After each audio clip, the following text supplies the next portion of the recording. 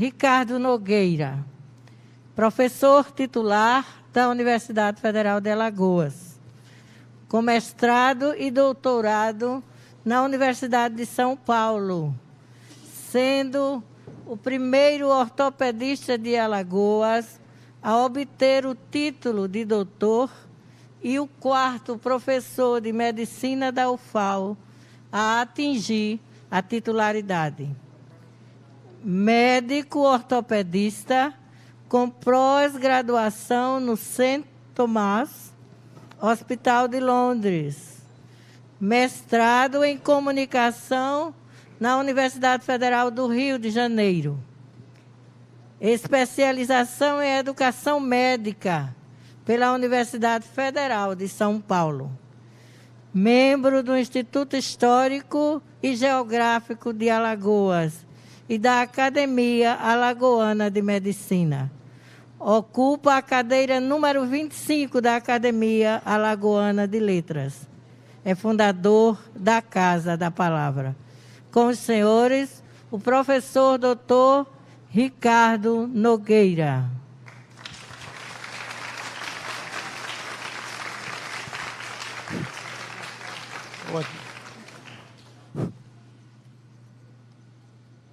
Passar no Enem e entrar em uma universidade federal é melhor do que ganhar na loteria.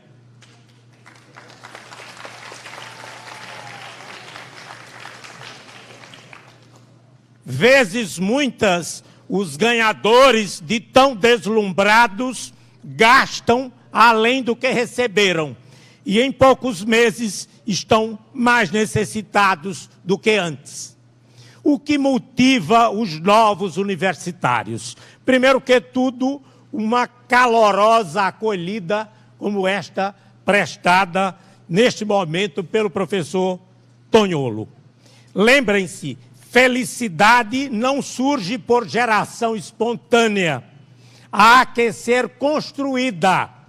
Outra estupenda motivação é o contato com professores imbuídos da vontade de ensinar.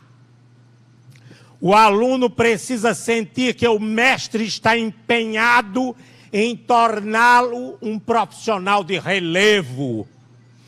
Todos os docentes deveriam esmerar-se no repasse de ensinamentos.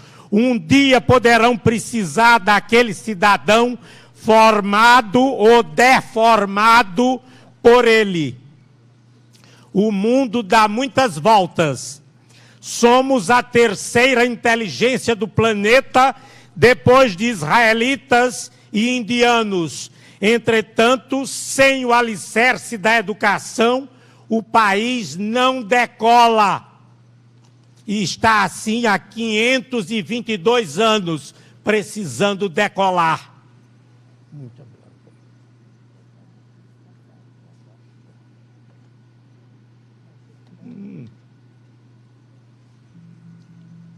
Só existe uma maneira de despertar vocações, com o ensino voltado para a prática. Falamos muito e fazemos muito pouco. Aulas teóricas só levam ao sono, à desmotivação, à indiferença seguida de desistência e depois evasão. Qual o retrato das aulas teóricas clássicas no Brasil inteiro? Na primeira fila sentam verdadeiros escribas medievais. São aqueles que copiam tudo o que o professor pronuncia. Se pudessem reproduzir um espirro, o fariam.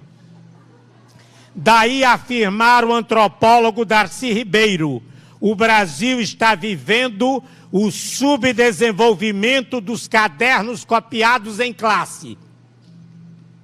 Na primeira aula que ministrei nesta universidade, por volta de 1550, notei haver poucos estudantes em sala.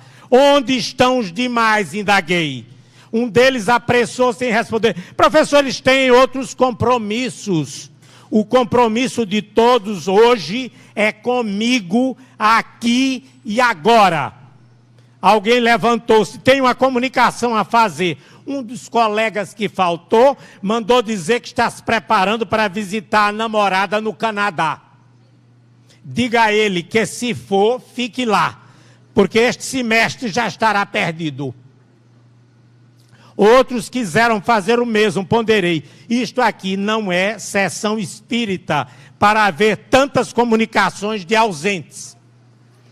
Saibam também que uma aula só estará concluída após a avaliação, o que faremos em todos os encontros. E tem mais, nossas aulas serão rigorosamente práticas. Afinal, não existe vida teórica. Levei uns atores para simular pacientes e perguntei o que imaginavam ser o diagnóstico de cada pretenso doente. Isso acendeu o interesse da turma, mostrando a importância da prática. Na aula seguinte, a presença foi maciça, já que iriam examinar pacientes reais. Firmamos, então, um convênio com o pronto-socorro estadual. Por falar nisso, magnífico reitor, professor Tonholo, carecemos de um serviço de emergência no nosso hospital universitário. Os acadêmicos ficam surpresos com a rapidez com que fixam o assunto. Qual é o segredo disto? É o aprendizado adquirido com a vivência prática, confirmado com a máxima. A melhor maneira de dizer é fazer. Vamos deixar de blá, blá, blá e começar a mostrar como é a vida profissional.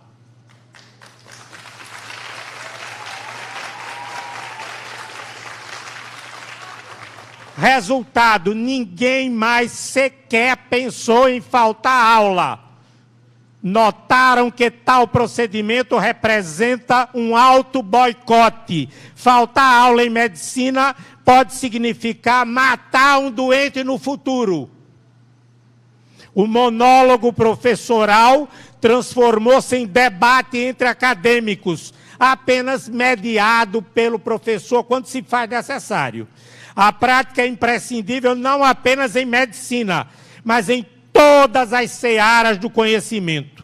Portanto, a universidade ganhará enormemente em utilidade se estabelecer convênios com empresas, construtoras, indústrias, bancos, enfim, com todas as iniciativas da sociedade civil. Então, somente assim, os universitários terão os seus sítios de treinamento prático ampliados, o que redundará em experiência profissional tão exigida pelo mercado de trabalho. Uma ocasião eu dizia isto, um professor disse: o senhor fala demais em mercado de trabalho, e quem vai sustentar esse povo todo, professor, depois? É o senhor?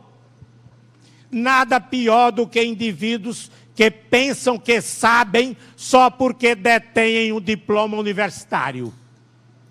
Unicamente a prática nos faz sair da inércia e incute no cérebro dos aprendizes a importância de fazer bem feito. Ou fazer bem feito ou não fazer. Era assim que dizia a avó de Margaret Thatcher. Por isso que ela tornou-se uma das mulheres mais importantes do mundo. A prática estimula a tomada de decisões, a iniciativa que forçosamente fecha a porta do medo. A aula sem prática termina em decoreba, para depois regurgitar na prova que nada prova, prova que existe apenas para constar. Todos já ouvimos que não adianta dar o peixe, mas ensinar a pescar. Pois bem, a prática equivale a ensinar a pescar. A educação brasileira, infelizmente, não é respaldada pela prática. Essa característica foi notada pelo Nobel de Física, Richard Feynman, durante sua estada conosco. Os alunos pediram que ele desse uma aula sobre métodos brasileiros de ensino na área de física. Começou a conferência.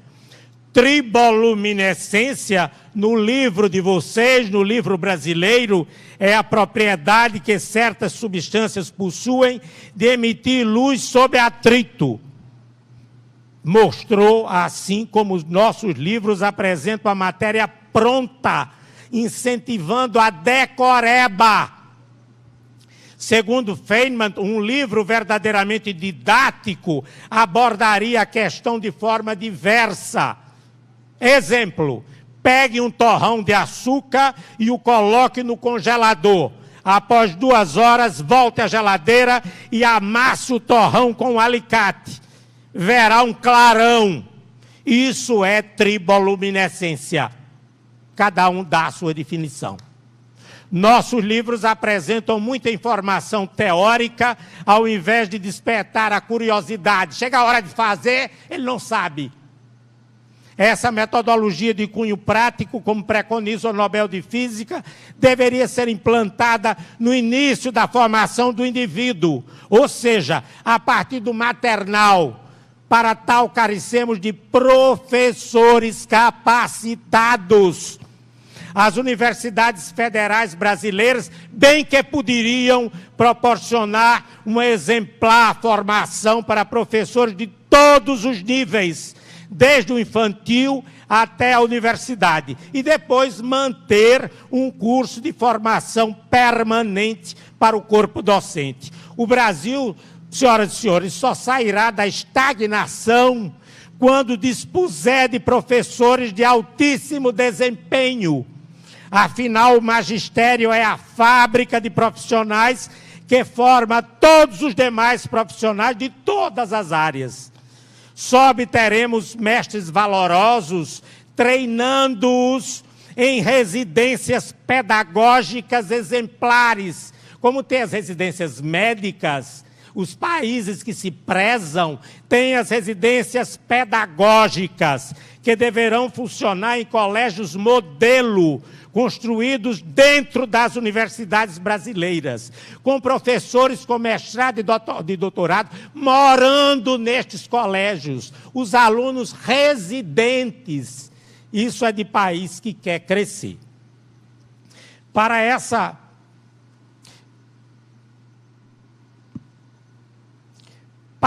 nobilíssima tarefa, serão necessários docentes categorizados e com dedicação exclusiva.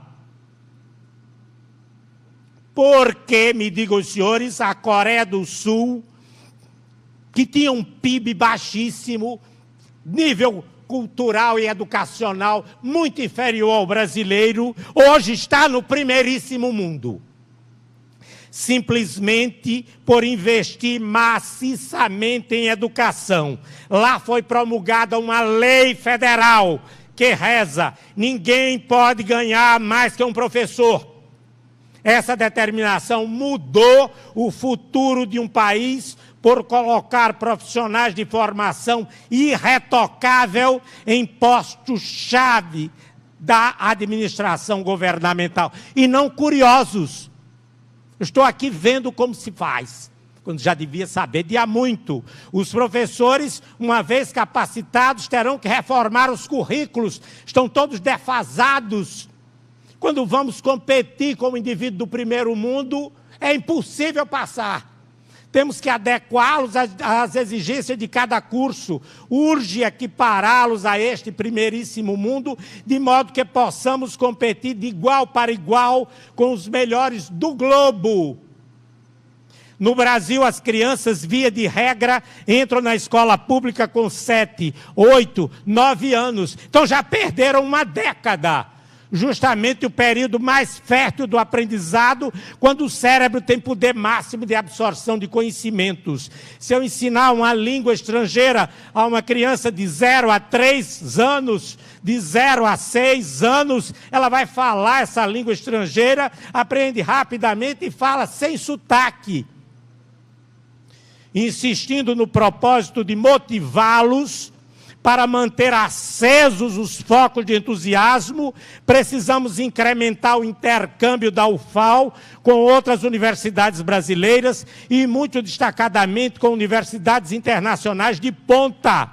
Juntas, poderiam lançar campanhas de repercussão mundial, sendo uma delas de ampla serventia e já exigida hoje pelas Nações Unidas, denominada Educação Alimentar Salva Vidas, o que evitaria adoecimento e morte de uma infinidade de seres humanos, que em razão de dietas incorretas, come aquele hambúrguer pingando de gordura ou açúcar puro.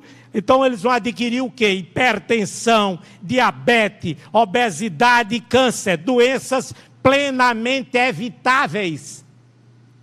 Atitudes assim nos levarão a interagir com inúmeras instituições, mas sobretudo com a comunidade. Urge que a universidade conheça o mundo extramuros e mostre às pessoas comuns quão imprescindível é sua ação para a sociedade. Como a mais competente formadora de mão de obra especializada, não há nada melhor do que uma universidade. Precisamos também estimular nessas universidades um movimento destinado ao cultivo do nosso principal instrumento de trabalho, a língua portuguesa, que está sendo utilizada de maneira distorcida. Um dia desse eu fui julgar uma tese numa das mais importantes universidades brasileiras. Um professor levantou-se com 3 teses defendidas e disse: nós não se importamos com isso. Então já chegou no patamar mais alto. Que esperar deste país? Então, estimular o cultivo do nosso idioma. A língua portuguesa está sendo utilizada de maneira distorcida e até mesmo lamentável. De uns anos para cá, passaram a falar assim, por exemplo, a universidade, ela precisa modernizar-se. Qual a função desse pronome ela? Trata-se de um duplo sujeito, usado sem nenhuma razão de ser. Isso é no Brasil inteiro, do Oiapoque ao Chuí, começa sempre em São Paulo.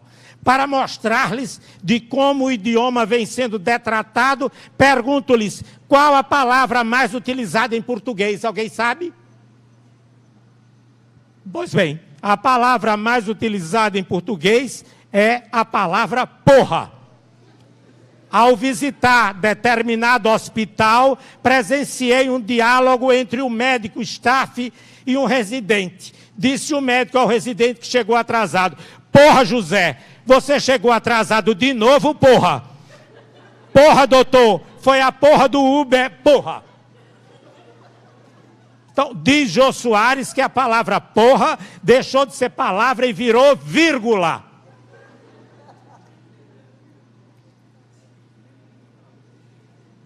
Aos novos universitários, quero dizer-lhes, diante das dificuldades que de certo virão, não recuem, perseverem, a vida é dura para quem é mole. Jamais desanimem, tudo é possível para os que resistem, enquanto que para os desistentes só resta o esquecimento. Não tem nenhum monumento para os que desistiram do curso de Direito, do curso de Medicina em 1960. Eles estão no esquecimento mesmo. Temos inúmeros exemplos de alagoanos que, após ultrapassarem adversidades e humilhações mil, atingiram os píncaros da glória, como o advogado Francisco Pontes de Miranda, que aqui em Maceió era chamado de Chico Doido da Rua da Lama, uma rua que tinha em Bebedouro, onde ele morava. Tornou-se um dos mais luminosos jurisconsultos do Ocidente. Foi para o Rio de Janeiro, não teve nada que aprender lá. Então ele foi para Berlim, na Alemanha, escreveu o Tratado de Direito Privado em alemão. O brasileiro que quisesse, que traduzisse do alemão, 60 volumes. Mestre Aurélio Buarque de Holanda, dicionarista alagoano, conhecido internacionalmente. De certa feita, aguardava um táxi na porta do edifício onde morava, em Botafogo, no Rio de Janeiro. Quando o motorista o avistou, vestido com o fardão da Academia Brasileira de Letras, fardão esse todo bordado de fios de ouro, desceu do carro admirado e perguntou: sois rei? Ao entrar no automóvel, Aurélio recomendou ao chofer: por favor, vá rápido, porque tem uma reunião na academia começando agora. O motorista, ainda extasiado, acrescentou: fique tranquilo, porque vestido como o senhor está, reunião nenhuma começa antes do senhor chegar. Não poderia deixar de citar o fundador da nossa Faculdade de Medicina da UFAL, Dr. Ibigato Falcão. uma ocasião, ao participar da banca examinadora do exame oral do vestibular para o curso médico, recebeu 2 candidatos com carta de apresentação de um ministro de Estado do então presidente da República, Getúlio Vargas. Durante a arguição, Dr. Ibe notou que os pretendentes não haviam estudado o suficiente. Eram quase inocentes. Resolveu, então, tratar de amenidades. Indagou: gostam de natação? Um deles respondeu: professor, adoro esse esporte, nado diariamente. Já eu, disse o outro, detesto natação, professor. Dr. Ibe, então, passa um telegrama ao mentor de ambos: senhor ministro, quanto aos seus protegidos, um, nada, e o outro, nem nada. Dr. Ibe, por ser muito exigente quanto à alimentação, comentava que o paladar nunca desaparece. A prova disso, dizia ele, é que certo doente, quase moribundo, mesmo estando no leito em fase terminal, ao sentir um cheiro irresistível de biscoito saindo do forno, levantou-se com extrema dificuldade, foi à cozinha e quando ia tocando nas delícias, sua mulher gritou: tire a mão daí, que isso é para o funeral. Funeral dele. Amigos, sejam corajosos, como o foi o professor titular de anatomia da gloriosa Faculdade de Medicina da Bahia, que diante de uma turma de 200 alunos homens e apenas uma mulher perguntou: qual a parte do corpo humano que, quando estimulada, aumenta 5 vezes de tamanho? A acadêmica que estava na primeira fila manifestou-se: sei a resposta, mas considero indigno para uma senhorita responder-lhe. O estudante grita lá do fundo: é a pupila, professor! A resposta certa. Quanto à senhora, dona Leontina, além de maliciosa, é exageradamente otimista.